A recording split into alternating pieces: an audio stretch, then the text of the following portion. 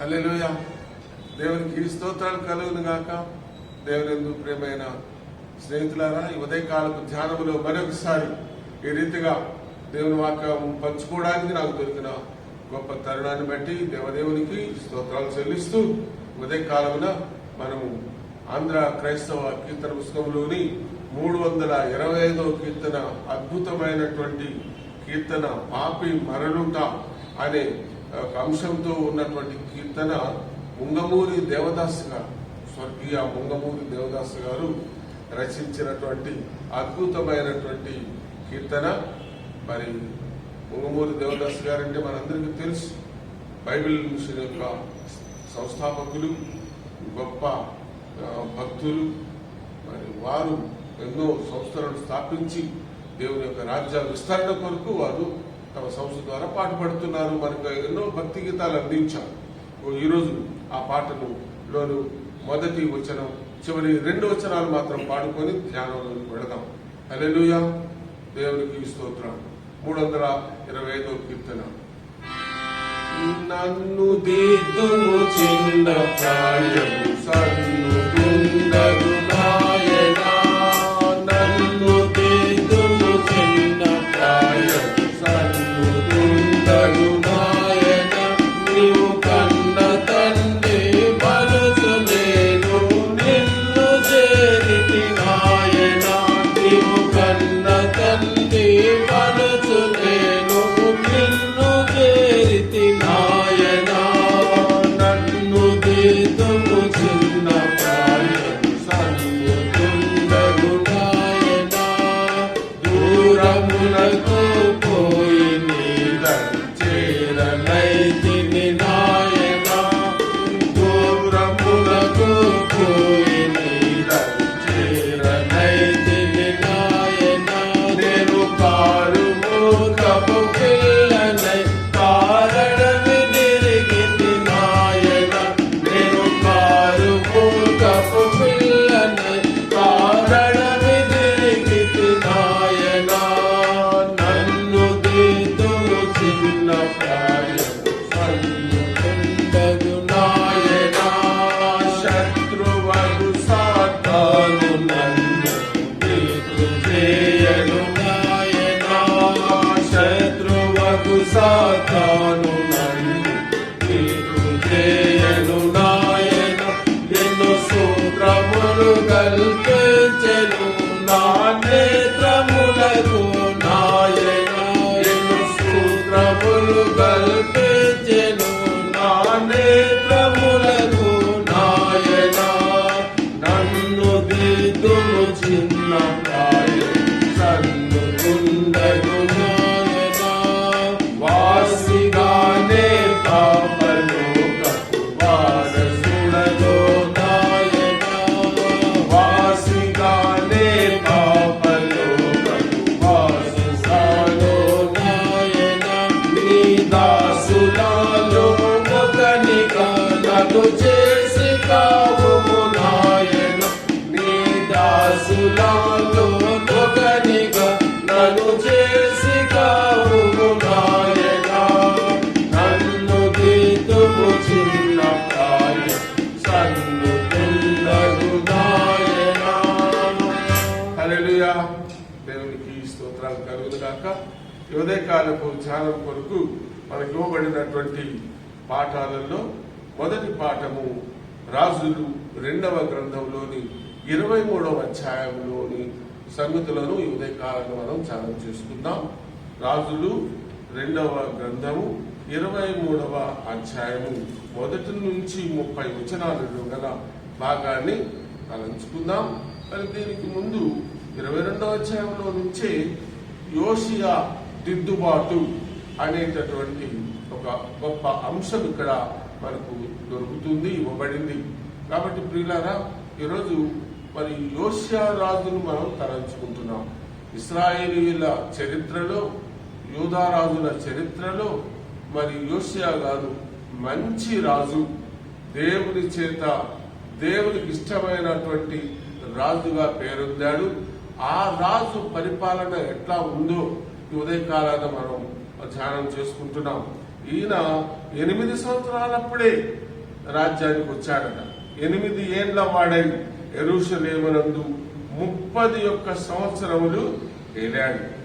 ఆయన మరి ఇంకా ఎప్పుడు రాజైన యోషీయులు 18వ సంవత్సరమందు ఆయన మరి ఎన్నో కార్యక్రమాలు చేయడానికి ఊరుకున్నాడు.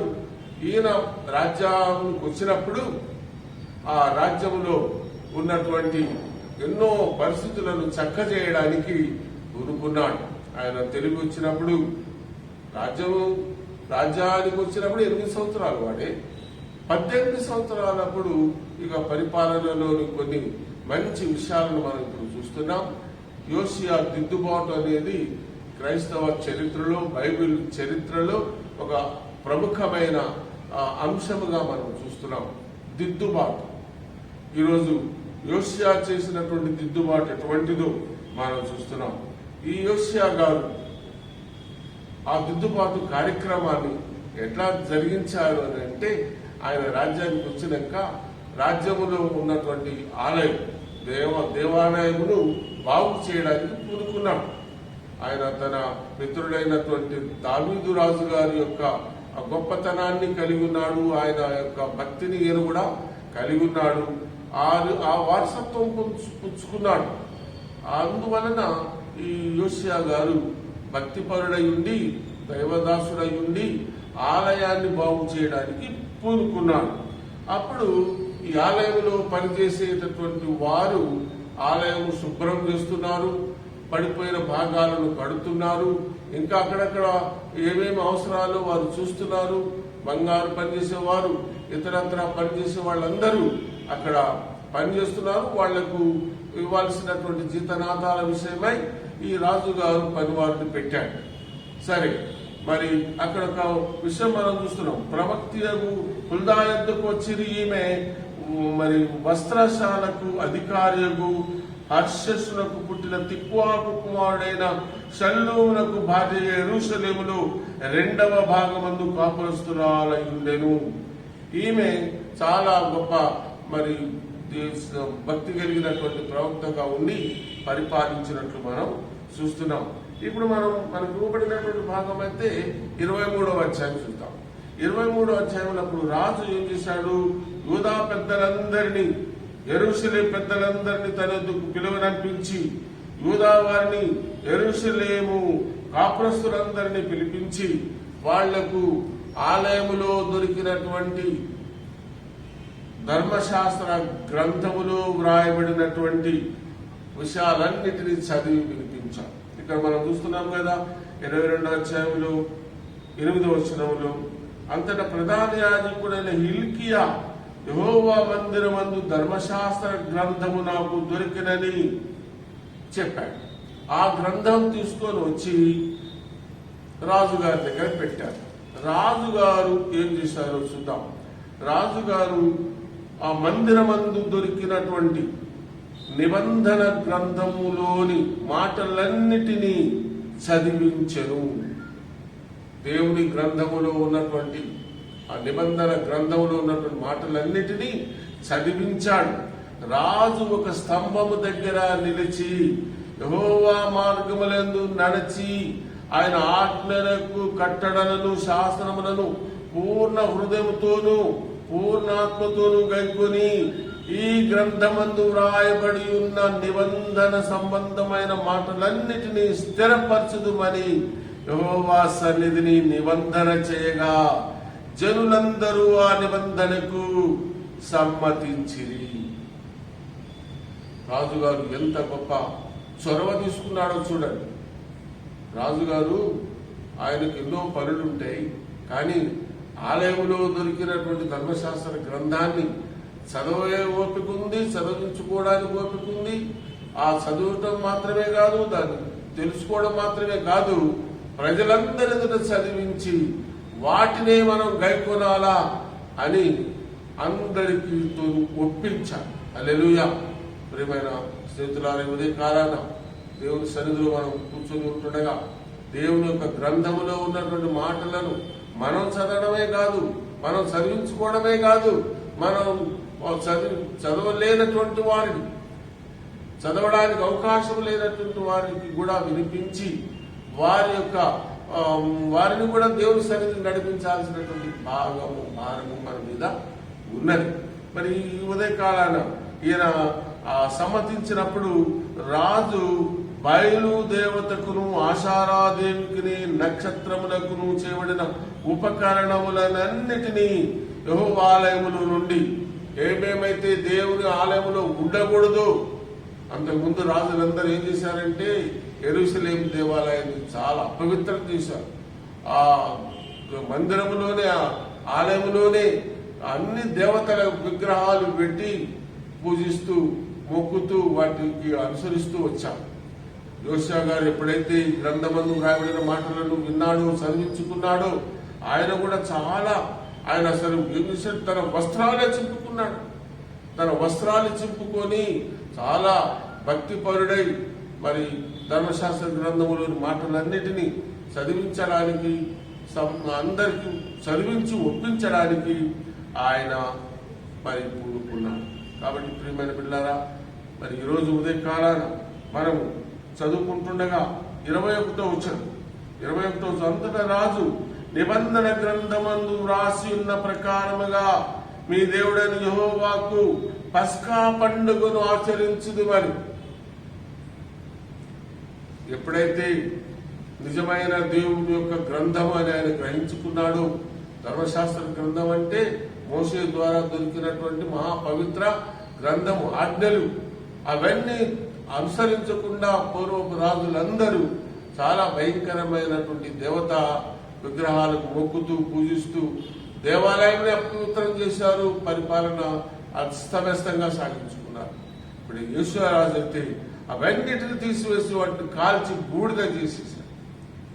మరి ఇప్పుడు ఈ యొక్క ప్రకారం ఇక్కడ చూస్తున్నాం, పస్కా పండుగను మర్చిపోయారు. నిర్గమాకాండములో మహా గొప్పగా ఆచరించాలని దేవుడు నియమించినటువంటి ఆ పస్కా పండుగ అంటే మన పూర్వీకులైనటువంటి ఇశ్రాయేలీయులకు దొరికినటువంటి గొప్ప విడుదల. ఆ పస్కా పండుగ ద్వారానే మన పూర్వీకులందరూ ఐగుప్తు బానిసత్వంలో విడిపించబడి పాలు తేనెలు ప్రవహించే మరి కానా దేశానికి రావడానికి ఆస్కారమైంది. ఇది తరతరాలకు కట్టడగా ఉండాలని ఆ పండుగను దేవుడు చేశారు. కానీ యోషియా కంటే ముందు రాజులందరూ కూడా మర్చిపోయారు, దాన్ని అనుసరించడం లేదు. కానీ యోషియా గారు ఆ పస్కా పండుగను ఆచరించాలని చెప్పి ఏం చూశాడో చూడండి. పస్కా పండుగను ఆచరించడని జనులకందరికీ ఆజ్ఞాపింపగా ఇశ్రాయేలీయులు న్యాయము నడిపించిన న్యాయాధిపతులున్న దినముల నుండి ఇశ్రాయేలు రాజుల యొక్క యూదా రాజుల యొక్క దినములన్నిటి నుండి ఎన్నడూను జరుగునంత గొప్పగా ఆ సమయమందు పస్కా పండుగ ఆచరించబడెను. హల్లెలూయా. పస్కా పండుగను ఆచరించాం. పస్కా పండుగను ఆచరిస్తున్నారంటే దేవుడు చేసిన ఆ గొప్ప విడుదలను గురించి వారు ధ్యానం చేసుకుంటున్నారు. దేవుని యొక్క మేలును తలంచుకుంటున్నారు. గొప్ప విడుదల కార్యక్రమాన్ని తలంచుకుని దేవునికి స్తోత్రాలు తెలుస్తున్నారు. ఈ రీతిగా యోషియా చేయబట్టి, ఆ రాజు తీసుకున్న చొరవను బట్టి, ఆయనకు దేవునందు దేవుని ధర్మశాస్త్ర గ్రంథమందు ఉన్న భక్తి విశ్వాసాలను బట్టి ఆయన నమ్మాడు. ఇశ్రాయేలు ప్రజలందరికీ సమ్మతి తీసుకున్నాడు. తర్వాత పస్కా పండుగను ఆచరించడానికి గొప్ప కార్యక్రమం చేశాడు. ఈ రీతిగా యోషియా మరి దిద్దుబాటు చేశాడు. ప్రియమైన స్నేహితుడా, దిద్దుబాటు. అందుకనే ఉదయకాలాన్ని నేను ఆ పాటను ఎంచుకున్నాను. ముంగమూరి దేవదాసు గారు రచించినటువంటి నన్ను దిద్దువు చిన్న ప్రాయము, నన్ను దిద్దునైనా. ప్రియమైన స్నేహితుడా, ఉదయకాలంలో నిన్ను నువ్వు దిద్దుకోవడానికి ఇష్టపడుతున్నావా? నిన్ను నువ్వు సరి చేసుకోవడానికి ఇష్టపడుతున్నావా? నిన్ను నువ్వు దేవుని సన్నిధిలో మరి భక్తిపరుడుగా ఉంచుకోవడానికి ఏం అవసరం? నీకేమి దిద్దుబాటు అవసరం? నీ జీవితంలో, నీ కుటుంబంలో ఏమి దిద్దుబాటు కావాలో ఎప్పుడైనా ఆలోచన చేశావా? ఈరోజు దేవుడు మన యొక్క అవకాశాన్ని మనకి ఇచ్చాడు. ఈ పాండమిక్ దినాలలో, కరోనా దినాలలో, భయంకరమైన దినాలలో ఉంటుండగా దేవుడి ఉగ్రతను లోకం మీదకి ఎందుకు పంపించాడు అని మనం ఆలోచన చేసుకొని అంతరంగంలో మరి దిద్దుబాటుకు అవసరమైనటువంటి చర్యలు తీసుకోవాలి. ఈ యోషియా గారు ఏం చేశాడో చూద్దాం. ఆయన ఆ విగ్రహాలన్నిటిని తీపిచ్చాడండి, వాటినన్నిటిని తొక్కిచ్చాడండి, వాటినన్నిటిని వెలగగొట్టాడండి. విగ్రహారాధనని మొత్తం తీసివేశాడు. ఈ యొక్క అధ్యాయంలో 23వ అధ్యాయం 25వ వచనం ఎంత మంచి వచనమో చదువుకుందాం. అతనికి పూర్వమందున్న రాజులలో అతని వలె, అతను అంటే యోషియా రాజు, యోషియా రాజు గురించి చెప్తున్నారు ఈ వచనంలో. అతనికి పూర్వమందున్న రాజులలో అతని వలె పూర్ణ హృదయముతోనూ పూర్ణ బలముతోనూ యెహోవా వైపు తిరిగి మోషే నియమించిన ధర్మశాస్త్రం చొప్పున చేసిన వాడు ఒక్కడు లేడు. అతని తరువాతనైన అతను వంటి వాడు ఒక్కడును లేడు. హల్లెలూయా. యోషియా గురించి ఇంత గొప్ప మాటను దైవ గ్రంథంలో రాశారు. ఎప్పుడైతే ఈ ధర్మశాస్త్ర గ్రంథం దొరికిందో ఆయన తన వస్త్రమే చింపుకున్నాడట. ఆయన తన వస్త్రాన్ని చింపుకొని గొప్పగా దేవుని సన్నిధిలో పాపాన్ని ఒప్పుకొని మరి దేవుని సన్నిధిలో దిద్దుబాటు కార్యక్రమాలు చేశాడు. మరి ఈరోజు మనం ఆలోచన చేసుకుంటుండగా మన యేసయ్య కూడా యెరూషలేము దేవాలయంలో ప్రవేశించినప్పుడు ఆ యెరూషలేము దేవాలయంలో బాగు చేసేటటువంటి గొప్ప కార్యక్రమం చేశాడు. ఆయన దేవాలయంలోనికి వచ్చి క్రయ విక్రయాలు చేసేటటువంటి వారిని అందరినీ వెళ్ళగొట్టి అక్కడ గొప్ప దిద్దుబాటు చేశారు. మరి ఈరోజు యేసయ్య నీ ఇంటికి రావడానికి సిద్ధంగా ఉన్నాడు. ఆ ధర్మశాస్త్ర గ్రంథం నీ ఇంటిలో ఉంది. ఎప్పుడైనా దాన్ని చదివితే దానిలో ఉన్న మాటలు, దానిలో ఉన్నటువంటి దైవ వాక్కులు నిన్ను హెచ్చరిక చేస్తున్నాయి. నీకేం దిద్దుబాటు అవసరం? నువ్వు దిద్దుబాటు చేసుకోవాలి. నువ్వు ఇతరులను దిద్దుబాటు చేయాలి. నువ్వు మారాలి, ఇతరులను మార్చాలి. ఇది ఈ ఉదయకాలంలో ఈ యోషియా దిద్దుబాటు ద్వారా మనం నేర్చుకునేటటువంటి ఈ గొప్ప అంశం. కాబట్టి ప్రియమైన బిడ్డారా, ఈరోజు మరి యోషియా దిద్దుబాటు చేసి దేవతా విగ్రహాలను పడగొట్టి వాటిని కాల్చి బూడిద చేసి వాటిని లేకుండా చేశాడు. నీ యొక్క జీవితంలో ఏమి దేవతలు ఉన్నాయి, ఏమి విగ్రహాలు ఉన్నాయి? ఉదయకాలాన్ని ఆలోచన చేసుకో. దేవునికి అయిష్టమైనటువంటి కార్యాలన్నీ విగ్రహాలతోనే సమానం. దేవునికి అయిష్టమైన జీవిత విధానం అంతా కూడా ఆ విగ్రహాలతో సమానం. కాబట్టి ఆ విగ్రహాన్ని ఈరోజు నీ ఇంట్లో నుంచి తీసివేయాలి, వాటిని కాల్చివేయాలి, బూడిద చేయాలి, వాటిని తీసివేసేయాలి. తర్వాత మరి క్రొత్తగా దేవుని సన్నిధిలో ప్రతిజ్ఞ చేసుకోవాలి. ప్రతిజ్ఞ చేసుకొని ఆయన మేలులను తలంచుకొని ఆయనను మరి పూజించేవాడుగా ఉండాలని మరి దేవుని యొక్క వాక్యం ద్వారా మనం నేర్చుకుంటున్నాం. మరి ఈరోజు యోషియా దిద్దుబాటులోని ఆ యొక్క గొప్పతనాన్ని చూస్తున్నాం. యోషియా దిద్దుబాటు చేశాడు. అలనాడు దేవాలయమును రాజ్యమును ప్రజలందరినీ పిలిపించాడు. మరి యేసు ప్రభువారు దేవాలయంలో ప్రవేశించి దేవాలయమును బాగు చేశాడు. ఇప్పుడు మన హృదయమే దేవునికి ఆలయం.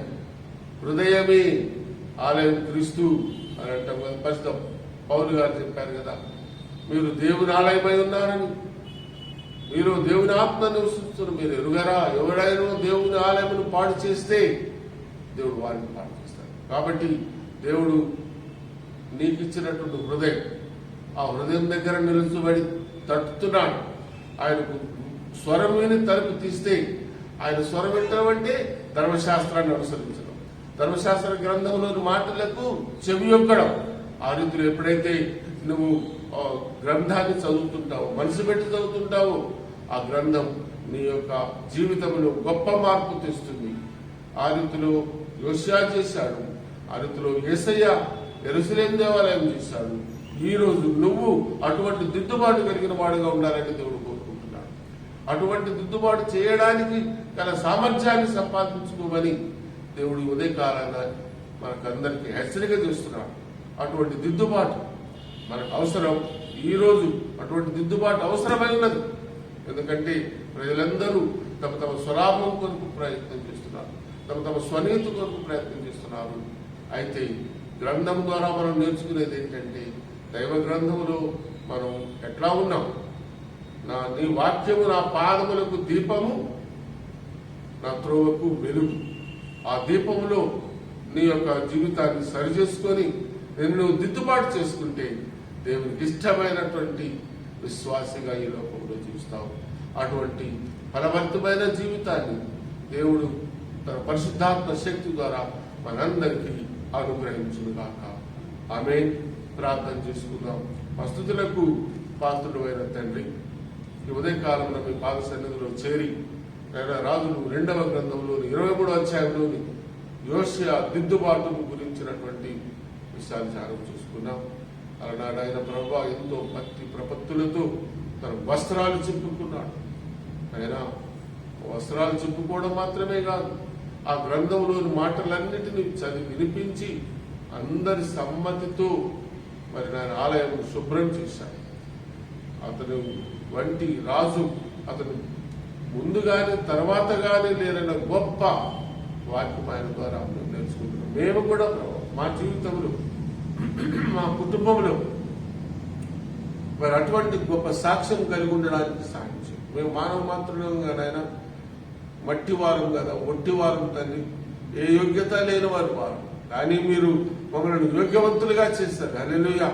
అయ్యా, మీ కృపను బట్టి వందనాలు చెల్లిస్తూ ఎల్లప్పుడూ నాయన దిద్దుబాటుకు అవసరమైనటువంటి నాయన జీవిత విధానాన్ని కలిగి, మారిన జీవితాన్ని కలిగి మీ సన్నిధిలో ఫలభరితమైనటువంటి జీవితం జీవిస్తూ అనేకులకు మాదిరికరమైన జీవితం జీవించడానికి నీ పరిశుద్ధాత్మ కాపుదల, శక్తి, దయ మాపై కుమ్మరించండి.